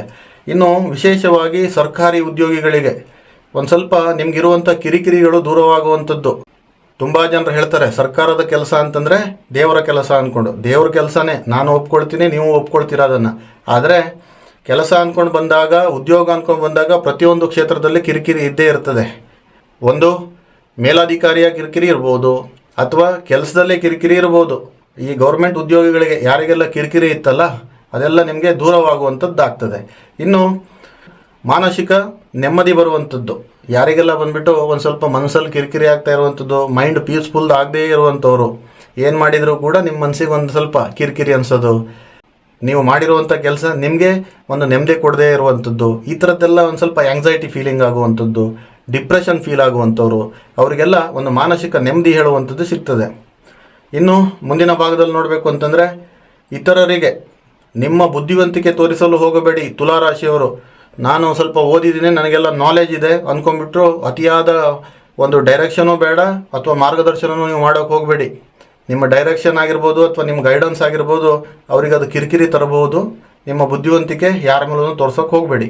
ಇನ್ನು ಹಣಕಾಸು ವಿಚಾರಕ್ಕೆ ಬಂದರೆ ಅತಿ ಉತ್ತಮವಾಗಿರುವಂಥದ್ದು, ನೀವು ಮಾಡುವಂಥ ಕೆಲಸದಲ್ಲಿ ಅಧಿಕವಾದಂಥ ಒಂದು ಧನಾಗಮನ ಆಗುವಂಥದ್ದು, ಒಂದು ಒಳ್ಳೆ ದುಡ್ಡು ಮಾಡ್ತೀರಾ ಯಾವುದೇ ಒಂದು ಕೆಲಸ ಮಾಡಿದರೂ ಕೂಡ. ಆದರೆ ಒಂದು ನಿಷ್ಠೆಯಿಂದ ಮಾಡಿ, ಖಂಡಿತವಾಗಲೂ ಒಳ್ಳೆಯದಾಗ್ತದೆ. ಮತ್ತು ಇದು ಅತ್ಯುತ್ತಮ ಒಂದು ರಹಸ್ಯವಾದಂಥ ವಿಚಾರ ಏನಪ್ಪ ಅಂತಂದರೆ, ನಿಮ್ಮ ಗುಟ್ಟಿನ ವಿಚಾರಗಳು ಏನಾದರೂ ನೀವು ಹಂಚಿಕೊಂಡಿದ್ದೇ ಹೌದಾದರೆ ಅದು ಎಲ್ಲೆಲ್ಲೋ ಹೋಗಿಬಿಡ್ಬೋದು. ಅದಕ್ಕೆ ವಿಚಾರಗಳನ್ನು ಹಂಚಿಕೊಳ್ಳಲಿಕ್ಕೆ ಹೋಗಬೇಡಿ. ಮುಂದಿನ ರಾಶಿ ವೃಶ್ಚಿಕ ರಾಶಿ. ವೃಶ್ಚಿಕ ರಾಶಿಗೆ ಜನ್ಮರಾಶಿಯಿಂದ 9ನೇ ಮನೆ ಆಗಿರ್ತದೆ. 9ನೇ ಮನೆ ಅಂತಂದರೆ ಒಂದು ಮಧ್ಯಮವಾದಂಥ ಫಲ. ಮಧ್ಯಮ ಫಲ ಅಂತಂದರೆ 6ಕ್ಕೂ ಏರೋದಿಲ್ಲ, 3ಕ್ಕೂ ಇಳಿಯೋದಿಲ್ಲ. ನೀವು ಹೇಗಿದ್ರೋ ಅದೇ ರೀತಿಯಾಗಿ ನ್ಯೂಟ್ರಲ್ ಆಗಿ ಹೋಗ್ತದೆ. ಆದರೂ ಕೂಡ ಕೆಲವೊಂದಿಷ್ಟು ಸಾಧಾರಣ ಫಲಗಳು ಹೇಳುವಂಥದ್ದು ಕೂಡ ಇದೆ. ಇನ್ನೊಂದು, ಈ ಗ್ರಹಣದ ಬಗ್ಗೆ ಕೆಲವೊಂದಿಷ್ಟು ಜನರಿಗೆ ಗೊತ್ತಿಲ್ಲ, ಇದರ ಪ್ರಭಾವ ಏನು, ಯಾವ ರೀತಿಯಾದಂಥ ಒಂದು ಫಲ ಇರ್ತದೆ, ಯಾವ ರೀತಿಯಾದಂಥ ಎಫೆಕ್ಟು ಎಷ್ಟು ದಿನ ಇರ್ತದೆ ಹೇಳುವಂಥದ್ದು ಕೆಲವೊಬ್ಬರಿಗೆ ಗೊತ್ತಿಲ್ಲ. ಹಾಗಾಗಿ ಪ್ರತಿಯೊಂದು ರಾಶಿಯವರು ಕೂಡ ಇದನ್ನು ತಾವು ನೆನಪಲ್ಲಿಟ್ಕೊಳ್ಬೇಕು. ಗ್ರಹಣದ ಒಂದು ಪ್ರಭಾವ, ಎಫೆಕ್ಟ್ಸ್ ಏನಿದೆ, ಒಂದು ಮನುಷ್ಯನ ಮೇಲೆ ಸರಿಸಾಮಾನ್ಯವಾಗಿ 45 ದಿನಗಳ ಕಾಲ ಇರ್ತದೆ ಅದು. ಅದೇ ರೀತಿ ನಮ್ಮ ಈ ಪ್ರಕೃತಿ ಮೇಲೆ, ಒಂದು ನೇಚರ್ ಮೇಲೆ ಯಾವ ರೀತಿ ಇರ್ತದೆ ಕೇಳಿದ್ರೆ, ಒಂದು ಸಾಧಾರಣವಾಗಿ ಒಂದು 3 ತಿಂಗಳುಗಟ್ಟಲೆ ಇರ್ತದೆ ಅದು. ಈಗ ನೇಚರ್ ಮೇಲೆ ಆ ಪ್ರಭಾವ ಇದ್ದಾಗ ಖಂಡಿತವಾಗಲೂ ನಿಮ್ಗೆ ಎಫೆಕ್ಟ್ ಆಗೇ ಆಗ್ತದೆ. ಅದು ಬಿಟ್ಟು ನೇರವಾಗಿ ನಿಮ್ಮ ಮೇಲೆ 45 ದಿನ ಎಫೆಕ್ಟ್ ಇರ್ತಾವಲ್ಲ, ಆ ಟೈಮಲ್ಲಿ ನಾನು ಹೇಳಿರುವಂಥ ಕೆಲವೊಂದಿಷ್ಟು ಘಟನೆಗಳು ನಡೆಯುತ್ತೆ. ಇದು ಜ್ಯೋತಿಷ್ಯ ಗ್ರಂಥದಲ್ಲೂ ಕೂಡ ಉಲ್ಲೇಖ ಆಗಿರುವಂಥದ್ದಾಗ್ತದೆ. ಹಾಗಾಗಿ ವೃಶ್ಚಿಕ ರಾಶಿಯವರಿಗಿಲ್ಲಿ ಮಧ್ಯಮ ಅಂದ್ಕೊಂಡನ್ನಲ್ಲ ನಾನು, ಮಧ್ಯಮ ಫಲಗಳು ಅಂತ ಅಂದೆ. ಇಲ್ಲಿ ಒಂದು ಸ್ವಲ್ಪ ಎಚ್ಚರಿಕೆ ಅಗತ್ಯ ಜಾಸ್ತಿ ಇರ್ತದೆ ನಿಮಗೆ. ಕೆಲವೊಂದು ವಿಚಾರದಲ್ಲಿ ನೀವು ಕೆಲಸದಲ್ಲಾಗಿರ್ಬೋದು, ಕೆಲಸದ ಕ್ಷೇತ್ರದಲ್ಲಾಗಿರ್ಬೋದು, ನಿಮ್ಮ ಕುಟುಂಬದಲ್ಲಾಗಿರ್ಬೋದು ಅಥವಾ ಸಮಾಜದಲ್ಲಾಗಿರ್ಬೋದು. ಇನ್ನು ಕೆಲಸಗಳು ಸರಾಗವಾಗಿ ನಡೆಯುವಂಥದ್ದಾಗ್ತದೆ. ನೀವು ಏನು ಕೆಲಸ ಮಾಡಬೇಕು ಅಂದ್ಕೊಂಡಿದ್ರೋ ಅಥವಾ ಮಾಡ್ತಿರುವಂಥ ಕೆಲಸನೂ ಕೂಡ ಸರಾಗವಾಗಿ ನಡೀತದೆ. ಮಧ್ಯಮ ಫಲಗಳು ಅಂತಂದರೆ ನಿಂತ್ಕೊಳ್ತದೆ ಅಂತ ಅರ್ಥ ಅಲ್ಲ, ಅಥವಾ ಕಂಪ್ಲೀಟ್ಲಿ ನ್ಯೂಟ್ರಲ್ ಅಂದ್ಕೊಂಡು ನಾನು ಹೇಳ್ತಾ ಇಲ್ಲ. ಅದಕ್ಕೂ ಕೂಡ ಒಂದು ಬೆಲೆ ಹೇಳುವಂಥದ್ದಿದೆ, ಅದಕ್ಕೂ ಒಂದು ಪರ್ಸೆಂಟೇಜ್ ವೈಸ್ ನಿಮಗೆ ಹೆಲ್ಪ್ ಆಗ್ತದೆ. ಇನ್ನೊಂದು ವಿಶೇಷವಾಗಿ ಮಧ್ಯಸ್ಥಿಕೆ ಬೇಡ. ಯಾರ ಗಲಾಟೆಗೂ ನೀವು ಮಧ್ಯಸ್ಥಿಕೆ ವಹಿಸೋಕೆ ಹೋಗಬೇಡಿ, ಅಥವಾ ಯಾರ ಪರವಾಗೂ ಬಂದುಬಿಟ್ಟು ನೀವು ಹೋಗೋದು ಬೇಡ ರಾಜಿ ಪಂಚಾಯತ್ಗೆ ಮಾಡಲಿಕ್ಕೆ. ಇನ್ನು ಜಾಮೀನಂತೂ ಕೊಡೋಕ್ಕೆ ಹೋಗಬೇಡಿ. ಅದು ಕೋರ್ಟ್ ಜಾಮೀನು ಆಗಿರ್ಬೋದು ಅಥವಾ ಸ್ಟೇಷನ್ ಜಾಮೀನು ಆಗಿರ್ಬೋದು, ಯಾವುದೇ ಒಂದು ಜಾಮೀನು ಇದ್ದರೂ ಕೂಡ ನೀವು ಜಾಮೀನು ಕೊಡೋಕ್ಕೆ ಹೋಗಬೇಡಿ. ಆ ಜಾಮೀನು, ಮಧ್ಯಸ್ಥಿಕೆ ಇಂತಹ ಕೆಲಸಗಳು ಮಾಡಲಿಕ್ಕೆ ಹೋದರೆ ಅದು ನಿಮ್ಮ ಕುತ್ತಿಗೆಗೆ ಬರುವಂಥ ಒಂದು ಪ್ರಮೇಯನೂ ಕೂಡ ಬರಬಹುದು. ಇನ್ನು ಸಹಾಯ ಮಾಡಲು ಹೋಗಿ ಸಿಕ್ಕಾಕೊಳ್ಳುವಂಥ ಯೋಗನೂ ಕೂಡ ಇದೆ. ಅವು ಯಾರಿಗೊಬ್ರಿಗೆ ಅಯ್ಯೋ ಅಂದ್ಕೊಂಡು ನೀವು ಹೋಗಿ ಕೊನೆಗೆ ನೀವೇ ಸಿಕ್ಕಾಕೊಳ್ಳುವಂಥದ್ದೊಂದು ಸಂದರ್ಭನೂ ಬರಬಹುದು. ಇನ್ನು ವಿಶೇಷವಾಗಿ ನಿಮ್ಮ ಭಾಗ್ಯಸ್ಥಾನ 9ನೇ ಮನೆಯಲ್ಲೇ ಈ ಗ್ರಹಣ ಆಗ್ತಾ ಇರೋದ್ರಿಂದ ಒಂದು ಸಣ್ಣ ಪುಟ್ಟ ಏಳಿಗೆಗಳು ಕೂಡ ನಿಮಗೆ ಸಿಗ್ತದೆ. ಅದರಲ್ಲಿ ಒಳ್ಳೆಯ ಫಲನೂ ಕೂಡ ನಿಮಗೆ ಕೊಡ್ತಾ ಹೋಗ್ತದೆ.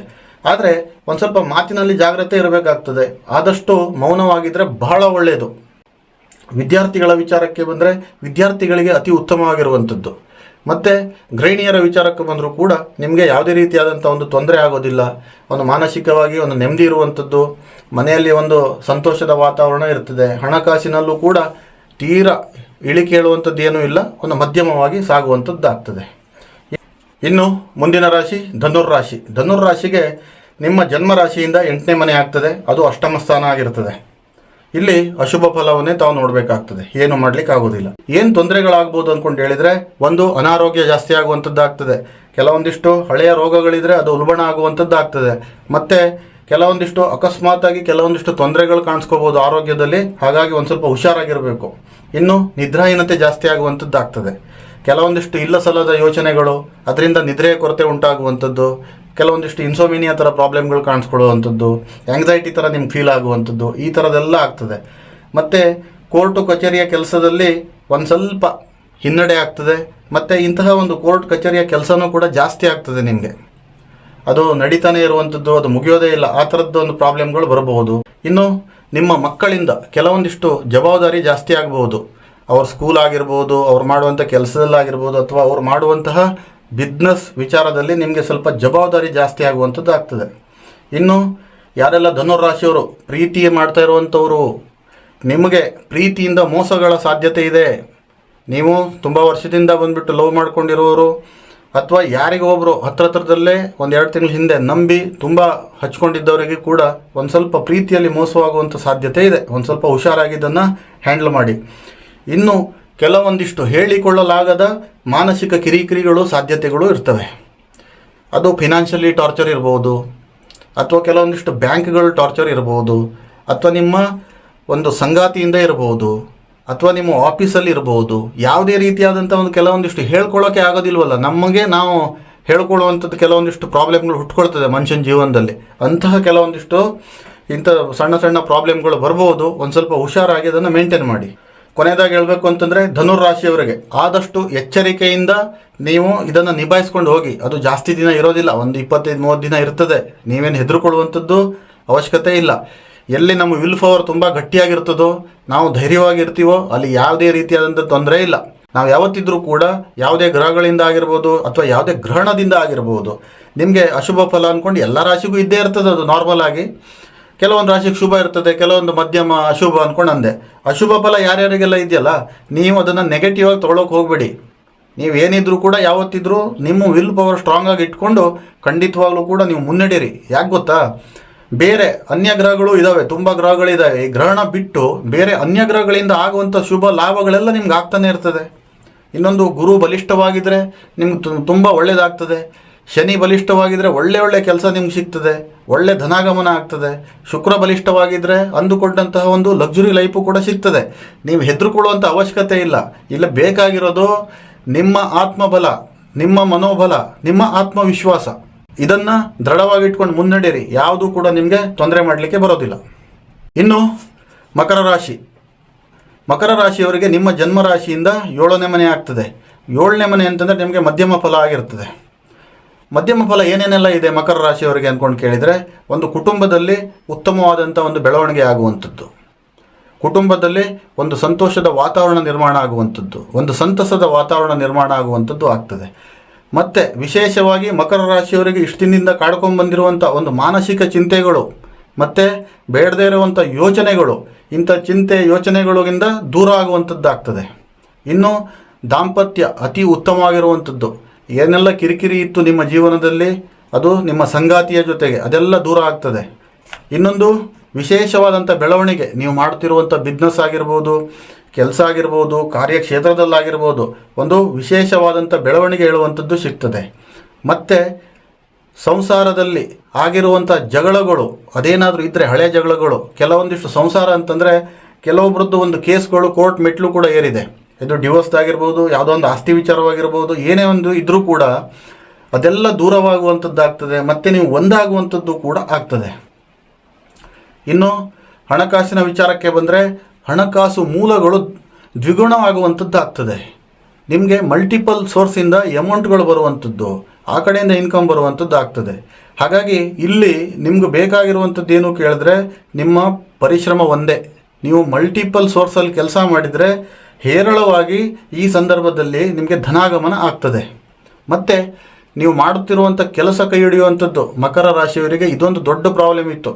ಏನಂತಂದರೆ, ಏನೇ ಕೆಲಸ ಮಾಡಿದರೂ ಕೂಡ ಅದು ಕೈ ಹಿಡಿತಾ ಇರಲಿಲ್ಲ, ಎಲ್ಲ ನೀವು ಕಾಲಿಟ್ಟರೂ ಕೂಡ ಅದು ಸಕ್ಸಸ್ ಆಗ್ತಾ ಇರಲಿಲ್ಲ. ಆದರೆ ಈ ಸಂದರ್ಭದಲ್ಲಿ ನಿಮ್ಮ ಕೆಲಸಗಳು ನಿಮಗೆ ಕೈ ಹಿಡಿತದೆ. ಇಲ್ಲಿ ಉತ್ತಮವಾದಂಥ ಧನಾಗಮನ ಕೂಡ ತಾವು ನೋಡಬಹುದು. ಇನ್ನು ಸಣ್ಣ ಪುಟ್ಟ ತೊಂದರೆಗಳ ವಿಚಾರಕ್ಕೆ ಬಂದರೆ, ಇಲ್ಲಿ ಎಲ್ಲರ ಮನೆಯಲ್ಲೂ ಇರುವಂಥದ್ದೇ, ಎಲ್ಲರ ಮನೆ ದೋಷನೂ ತೂತೆ, ಅದು ಪ್ರತಿಯೊಬ್ಬರಿಗೂ ಇರ್ತದೆ. 12 ರಾಶಿಯವರಿಗೂ ಕೂಡ ಈ ಸಣ್ಣ ಪುಟ್ಟ ಪ್ರಾಬ್ಲಮ್ಗಳು ಸರ್ವೇ ಸಾಮಾನ್ಯ ಆಗಿರ್ತದೆ. ಹಾಗಾಗಿ ಈಗ ಬಂದಿರುವಂಥ ಒಂದು ಶುಭ ಫಲ ಏನಿದೆ ಅದನ್ನು ನೀವು ತಗೊಂಡು ಖಂಡಿತವಾಗ್ಲೂ ಮುನ್ನಡೆಯಿರಿ, ಒಳ್ಳೆಯದಾಗ್ತದೆ. ಇನ್ನು ಕುಂಭರಾಶಿ ನಿಮ್ಮ ಜನ್ಮರಾಶಿಯಿಂದ 6ನೇ ಮನೆ ಆಗ್ತದೆ. ಇಲ್ಲಿ ನೀವು ಶುಭವನ್ನೇ ನೋಡಬಹುದು.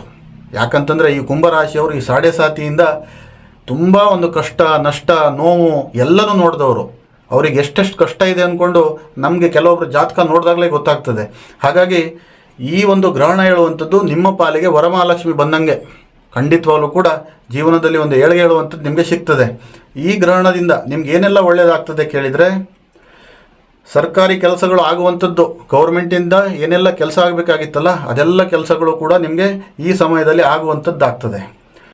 ಇನ್ನು ಸರ್ಕಾರಿ ನೌಕರರಿಗೆ ನಿಮಗೂ ಕೂಡ ಅತಿ ಉತ್ತಮವಾದಂಥ ಫಲಗಳು ಸಿಗುವಂಥದ್ದು, ಒಂದು ಟ್ರಾನ್ಸ್ಫರ್ ಆಗಲಿಲ್ಲ ಅಂದರೆ ಟ್ರಾನ್ಸ್ಫರ್ ಆಗುವಂಥದ್ದು, ಒಂದು ಸ್ಯಾಲ್ರಿ ಜಾಸ್ತಿ ಆಗುವಂಥದ್ದು ಆಗೋದು, ಪ್ರಮೋಷನ್ ಆಗುವಂಥದ್ದು, ಬಡ್ತಿ ಸಿಗುವಂಥದ್ದು, ಈ ರೀತಿಯಾದಂತಹ ಪಾಸಿಟಿವ್ ವೈವು ಎಲ್ಲನೂ ಕೂಡ ನಿಮಗೆ ಏಳಿಗೆ ಹತ್ತ ತೊಗೊಂಡೋಗುವಂಥದ್ದು ಆಗ್ತದೆ.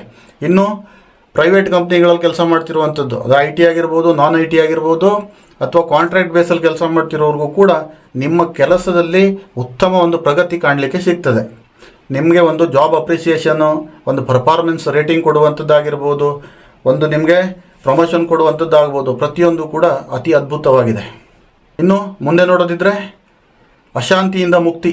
ನಿಮಗೆ ಮನಸ್ಸು ಬಂದುಬಿಟ್ಟು ಶಾಂತಿ ಹೇಳುವಂಥದ್ದೇ ಇರಲಿಲ್ಲ, ಒಂದು ಪೀಸ್ ಆಫ್ ಮೈಂಡ್ ಇಲ್ಲ ಕುಂಭರಾಶಿಯವರಿಗೆ. ಏನು ನೋಡಿದರೂ ಕೂಡ ಟೆನ್ಷನ್ಗಳು, ಫೈನಾನ್ಷಿಯಲಿ ಟೆನ್ಷನು, ಕುಟುಂಬದಿಂದ ಟೆನ್ಷನು, ಆಫೀಸಲ್ಲಿ ಟೆನ್ಷನು, ಬಿಸ್ನೆಸ್ಸಲ್ಲಿ ಟೆನ್ಷನು.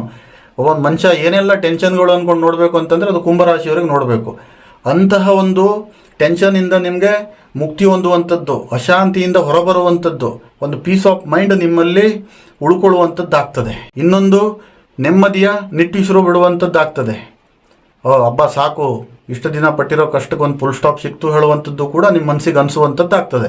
ಇನ್ನು ಸಂತಾನದ ವಿಚಾರಕ್ಕೆ ಬಂದರೆ, ಮದುವೆಯಾಗಿ 4-5 ವರ್ಷ ಆದವರು, ಮತ್ತು ಕೆಲವೊಬ್ಬರಿಗೆ ಒಂದು ಮಗು ಆಗಿರ್ತದೆ, 2ನೇ ಮಗು ತಯಾರಿಯಲ್ಲಿ ಇರ್ತಾರೆ, ಬಟ್ ಅವ್ರಿಗೆ ಮಕ್ಕಳಾಗಿರೋದಿಲ್ಲ, ಅಂಥವ್ರಿಗೂ ಕೂಡ ಒಂದು ಸಂತಾನದ ಭಾಗ್ಯ ಹೇಳುವಂಥದ್ದು ಆಗ್ತದೆ. ಕುಟುಂಬ ವೃದ್ಧಿ ಹೇಳುವಂಥದ್ದು ಆಗ್ತದೆ ಈ ಸಂದರ್ಭದಲ್ಲಿ. ಇನ್ನು ಹಣಕಾಸಿನ ವಿಚಾರಕ್ಕೆ ಬಂದರೆ ಅತ್ಯುತ್ತಮವಾಗಿರುವಂಥದ್ದು. ಬಿಸ್ನೆಸ್ ವಿಚಾರಕ್ಕೆ ಬಂದರೆ ಕೂಡ ನಿಮ್ಮ ಬಿಸ್ನೆಸ್ಸಲ್ಲಿ ಒಂದು ಏಳಿಗೆ, ಒಳ್ಳೆಯ ಇನ್ಕಮ್ ಜನರೇಟ್ ಆಗುವಂಥದ್ದು, ಧನಾಗಮನ ಆಗುವಂಥದ್ದು, ಈ ರೀತಿಯಾದಂಥ ಹಲವಾರು ಬೆಳವಣಿಗೆಗಳು ಕುಂಭರಾಶಿಯವರು ಈ ಸಂದರ್ಭದಲ್ಲಿ ನೋಡಲಿಕ್ಕೆ ಸಿಗ್ತದೆ. ಇಷ್ಟೆಲ್ಲ ಹೇಳಿದ ಮೇಲೂ ನಿಮ್ಗೆ ಒಳ್ಳೇದಾಗಲಿಲ್ಲ ಅಂತಂದರೆ ನಿಮ್ಮ ಮೂಲ ಜಾತಕ, ನಿಮ್ಮ ಜನ್ಮ ಜಾತಕ ಒಂದ್ಸರಿ ಪರಿಶೀಲನೆ ಮಾಡಿಸಿ. ಖಂಡಿತವಾಗಲೂ ಕೂಡ ಅದರಲ್ಲಿ ಏನಾದರೂ ತೊಂದರೆ ಇದ್ದರೆ ನೀವು ಕಂಡುಕೋಬಹುದು. ಇನ್ನು ಸ್ತ್ರೀಯರಿಗೆ ಅತ್ಯುತ್ತಮವಾಗಿರುವಂಥದ್ದು ಈ ಗ್ರಹಣದ ಒಂದು ಪರಿಣಾಮವಾಗಿ ಸ್ತ್ರೀಯರಿಗೆ ಅತ್ಯುತ್ತಮವಾಗಿರುವಂಥದ್ದು ನೀವು ಮಾಡುವಂಥ ಉದ್ಯೋಗ ಆಗಿರ್ಬೋದು, ಬಿಸ್ನೆಸ್ ಆಗಿರ್ಬೋದು, ನಿಮ್ಮ ಕುಟುಂಬದಲ್ಲಾಗಿರ್ಬೋದು, ನಿಮ್ಮ ಮಕ್ಕಳ ಒಂದು ವಿದ್ಯಾಭ್ಯಾಸ ಆಗಿರ್ಬೋದು, ಅಥವಾ ನಿಮ್ಮ ಯಜಮಾನರ ಒಂದು ಕೆಲಸ ಆಗಿರ್ಬೋದು, ಅದಕ್ಕೆಲ್ಲ ಬಂದುಬಿಟ್ಟು ಪೂರಕವಾಗಿ ಇಲ್ಲಿ ಕೆಲಸ ಮಾಡುವಂಥದ್ದಾಗ್ತದೆ ನಿಮಗೆ ಈ ಫಲ ಹೇಳುವಂಥದ್ದು. ಮತ್ತು ಕಂಕಣ ಭಾಗ್ಯದ ವಿಚಾರಕ್ಕೆ ಬಂದರೆ ಕುಂಭರಾಶಿಯವರಿಗೆ ಯಾರಿಗೆಲ್ಲ ಮದುವೆ ಆಗಿರಲಿಲ್ಲ ಅಥವಾ ಯಾರಿಗೆಲ್ಲ ವಿಚ್ಛೇದನ ಆಗಿತ್ತು ಅವರಿಗೆಲ್ಲ ಒಂದು ಮದುವೆಯ ಭಾಗ್ಯ ಹೇಳುವಂಥದ್ದು ಕೂಡ ಇದೆ. ಒಂದು ಸ್ವಲ್ಪ ನೀವು ಪರಿಶೀಲನೆ ಮಾಡಿ ಒಂದು ಸ್ಟೆಪ್ ಮುಂದೆ ತೊಗೊಂಡ್ರೆ ಖಂಡಿತವಾಗ್ಲೂ ಕೆಲಸ ಆಗ್ತದೆ. ಇನ್ನು ರಾಶಿ ಚಕ್ರದಲ್ಲಿ ಕೊನೆಯ ರಾಶಿ ಮೀನರಾಶಿ. ಮೀನರಾಶಿಯವರಿಗೆ ನಿಮ್ಮ ಜನ್ಮ ರಾಶಿಯಿಂದ 5ನೇ ಮನೆ ಆಗ್ತದೆ. ಇಲ್ಲಿ ಮಧ್ಯಮ ಫಲ ತಾವು ನೋಡ್ಬೋದು. ಮಧ್ಯಮ ಫಲ ಅಂದ್ಕೂಡ್ಲೇ ಏನೇ ಭಯ ಪಡುವಂಥ ಅವಶ್ಯಕತೆ ಇಲ್ಲ. ನೀವು ಕೇಳ್ಬೋದು, ಇಲ್ಲ ಸರ್ ನಮ್ಗೆ ಯಾವತ್ತಿದ್ರೂ ಮಧ್ಯಮನೇ ಇಲ್ಲ ಅಂದರೆ ಕೆಡಕೆ ಆಗುತ್ತೆ ಅಂದ್ಕೊಂಡು. ಯಾಕಂತಂದರೆ ವ್ಯಕ್ತಿ ಯಾರೇ ಆಗಿರಲಿ, ಗಂಡ ಆಗಿರಲಿ ಹೆಣ್ಣಾಗಲಿ, ನೀರಲ್ಲೇ ಮುಳುಗಿದ್ದವರಿಗೆ ಮೇಲ್ಗಡೆಯಿಂದ ಮಳೆ ಬಿದ್ದರೂ ಒಂದೇನೆ, ಮೇಲ್ಗಡೆಯಿಂದ ಒಂದು ತಂಬಿಗೆ ನೀರು ಹಾಕಿದರೂ ಕೂಡ ನಿಮ್ಗೆ ಅದರ ಒಂದು ಡಿಫ್ರೆನ್ಸ್ ಹೇಳುವಂಥದ್ದು ಗೊತ್ತಾಗೋದಿಲ್ಲ. ಯಾಕಂತಂದರೆ ಕಷ್ಟ ನಷ್ಟ ನೋವು ಎಲ್ಲನೂ ನೋಡಿದವ್ರು ನೀವು. ಹಾಗಾಗಿ ಇಲ್ಲಿ ಮಧ್ಯಮ ಫಲ ಇದ್ರೂ ಕೂಡ ನಮ್ಗೆ ಗೊತ್ತಿರುವಂಥದ್ದು ಅಂದ್ಕೊಂಡು ತಾವು ಹೇಳ್ಬೋದು. ಆದರೆ ಭಯ ಪಡುವಂಥ ಅವಶ್ಯಕತೆ ಮೀನರಾಶಿಯವರಿಗಿಲ್ಲ. ಇವತ್ತಿದ್ದಂಗೆ ನಾಳೆನೂ ಇರ್ತದೆ ಹೇಳುವಂಥದ್ದು ಸುಳ್ಳಾಗ್ತದೆ. ಇಲ್ಲಿ ಏನೆಲ್ಲ ಬದಲಾವಣೆಗಳಾಗ್ಬೋದು ಅಂದ್ಕೊಂಡಂದರೆ ಕೆಲವೊಂದಿಷ್ಟು ವಿಚಾರಗಳಲ್ಲಿ ಏಳಿಗೆ. ಒಂದು ನಿಮ್ಮ ಬಿಸ್ನೆಸ್ ಆಗಿರ್ಬೋದು, ನಿಮ್ಮ ಕುಟುಂಬದಲ್ಲಾಗಿರ್ಬೋದು, ಅಥವಾ ನಿಮ್ಮ ಒಂದು ಹಣಕಾಸಿನ ವಿಚಾರದಲ್ಲಾಗಿರ್ಬೋದು, ಕೆಲಸದ ವಿಚಾರದಲ್ಲಾಗಿರ್ಬೋದು, ಅಥವಾ ನೀವು ತೆಗೆದುಕೊಳ್ಳುವಂಥ ಕೆಲವೊಂದಿಷ್ಟು ನಿರ್ಧಾರದ ಮೇಲೆ ಆಗಿರ್ಬೋದು, ಅಲ್ಲೆಲ್ಲ ಬಂದುಬಿಟ್ಟು ನಿಮಗೆ ಏಳಿಗೆ ಆಗುವಂಥದ್ದು ಆಗ್ತದೆ.